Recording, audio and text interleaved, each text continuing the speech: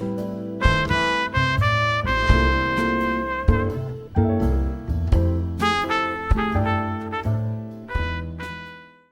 my name is Joe Jackson. I'm a journalist, author, interviewer, and broadcaster.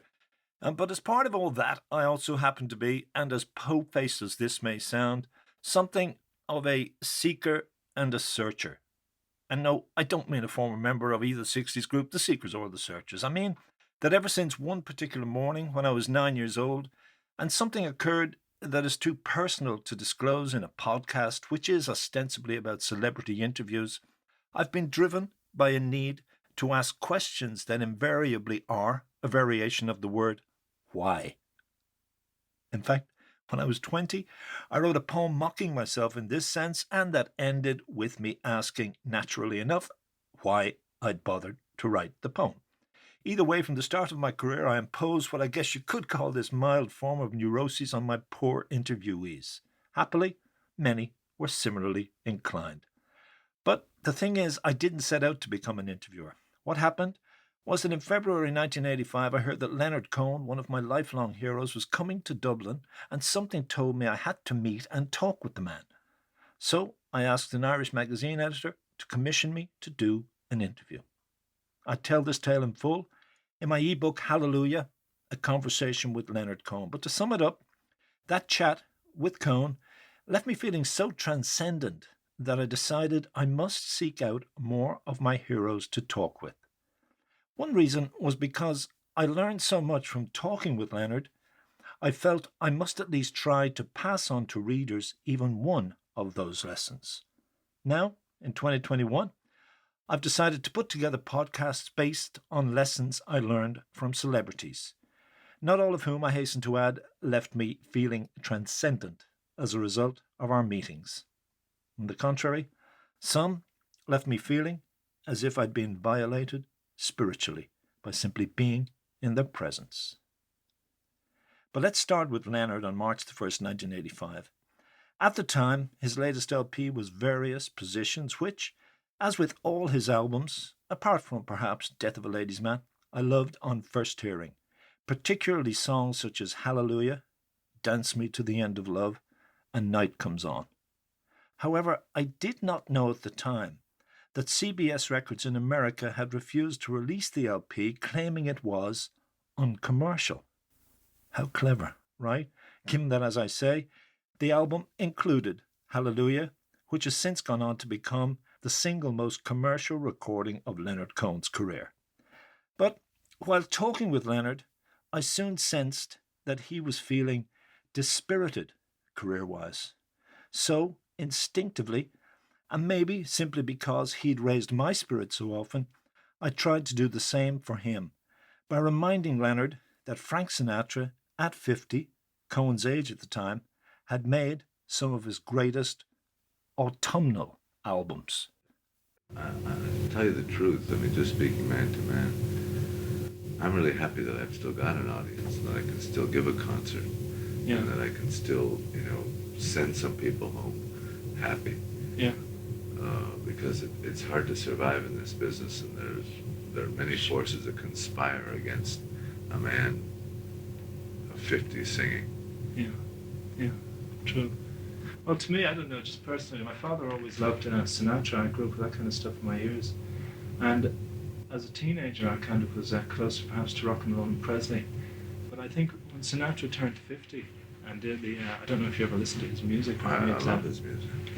Well, when he did September of My Years, which is still one of that to me is a timeless album, he really matured as a singer, as an artist, I don't know if as a man, at 50. And the material, well, not the latter stuff now, but the material between his 50th and maybe 65th birthday, I mean, that is the stuff I will listen to of Sinatra. That's where the man took form. Very fine. So, I mean, does that give you inspiration for the next? Well, I mean, surely. See, I've been lucky. One of my closest friends is a man who's about 25, 30 years older than me. He's a very great poet in Montreal. His name is Irving Layton. And that association has been very nourishing, aside from the fact we like to drink together and talk together, and he's a real friend. Yeah. I've seen this man about another generation or 2 generations ahead of me, going through it and moving from strength to strength. And that has been a real inspiration in my life. And as I told you about Alberta Hunter, to hear an old singer, to hear that whole range of experience in their voice, to know that they know what they're talking about. I mean, there's a 20-year-old wisdom. I mean, there's an 11-year-old wisdom like my son has. There's a 20-year-old wisdom, you know. But I mean, and there is that lyric thing that Browning spoke about, the first fine careless frenzy. And it is beautiful to hear the Rimbaud. But there is something about an artist who's maturing and who's really speaking from experience. I mean, it's great to hear about a 20-year-old's love affair, but it's also very touching to hear about a 50-year-old's love affair or a 75-year-old man's love affair. No, I don't know if you don't answer this. It's quite understandable. With regards to the, I can relate to what you're saying because I've always. Firstly, I mean, would you like to say how it did affect you losing your father at 9, or is that? Oh, that was a big thing for me. Did it manifest itself in you seeking father figures, or through be they artists or in real life, or? It might very well have. You've never might very well tried have. to trace that. I've always had a lot of respect for old age. I don't know if it's looking for a father. I really don't think it is that. No. I've just maybe it's kind of some Oriental bent of mind that I have, but I've always had this notion. Maybe it's also living in Greece where I came to contact with a lot of older people. Yeah, respect for age. This respect for age. Yeah, yeah. Well, I too have that, but I have traced it too. My father left me. He didn't die. As I said, he died recently, but he left me at 3 stages at 11, 13, and 14. And I certainly know then, be it was often through directors, writers, poets, but I can't say that it had a negative effect, because it did lead me, if only secondhand, to so much wisdom and to that total abounding respect for age. Yeah. Because there is such an emphasis on youth. I know you said it has its own song, but all the emphasis seems to be, particularly in the sphere I'm working in, or we're working in, is on that. Oh, yes. So you do have to stand up and say, well, wait a second. Well, I couldn't agree with you more. I mean, the market is, 11 to 20 are the people who buy records. So, I mean, you're up against this commercial reality continually. Yeah. You know, Okay, we better jump on. So, okay, what lessons did I learn from that and hope to pass on to readers of a magazine who were aged between 18 and 35, and which I now would like to pass on?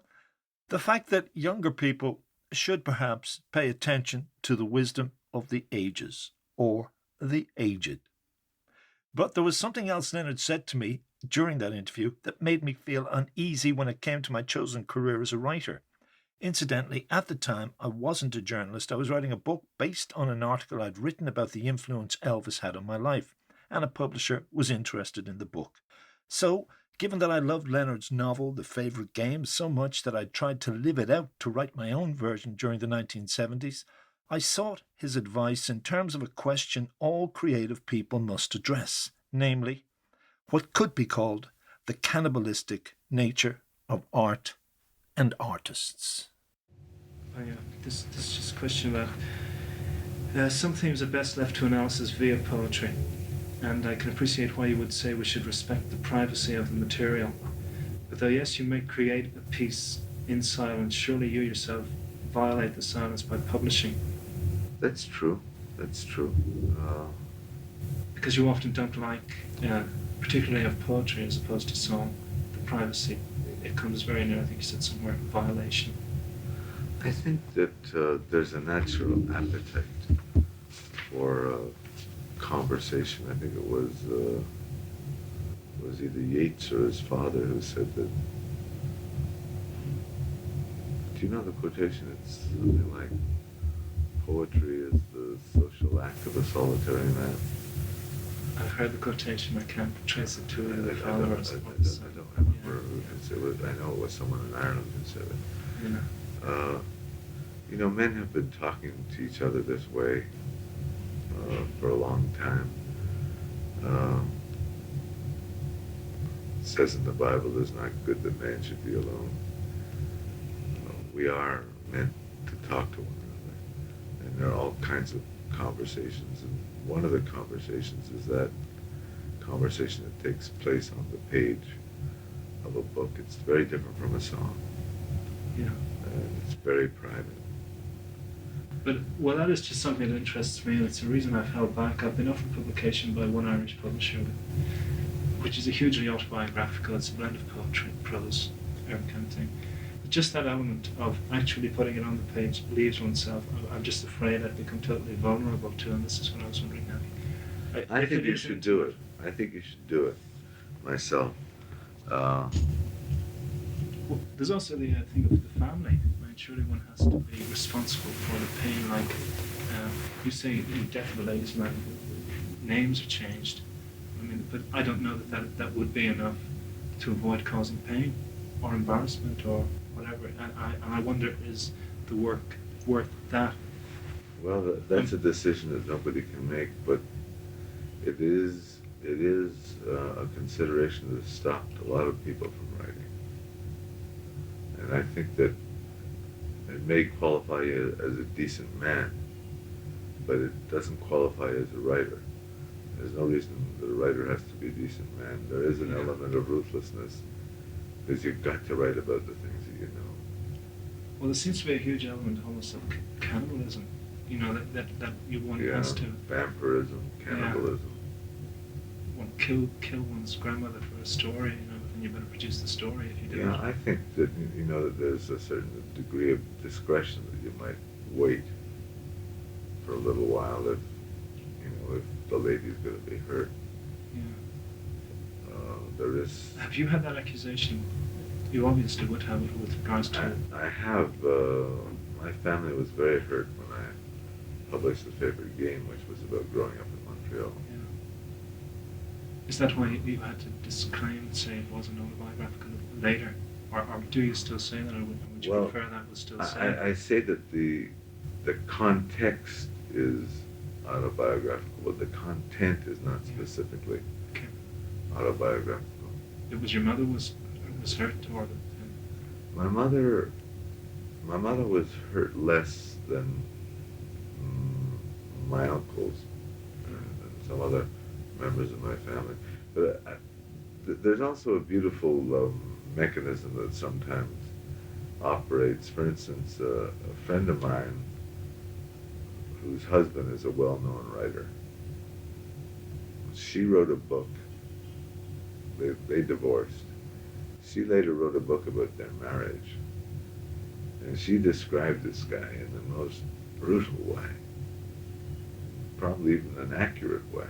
Yeah. Anybody who read the book knew it was about him. She showed him the book. And he praised it highly. He praised it in the press highly. And people said to him, you know, how can you praise this book? It's so obviously about you. And he said, are you mad? This character has nothing to do with me. Why did that exchange leave me feeling uneasy? Well, Leonard had suggested that art may matter more than the people whose lives it cannibalizes. But let's leave it there. And if you want to check out my ebook, Hallelujah, A Conversation with Leonard Cohen, it's available, as they say, wherever good ebooks are sold. And bad. Thanks for listening.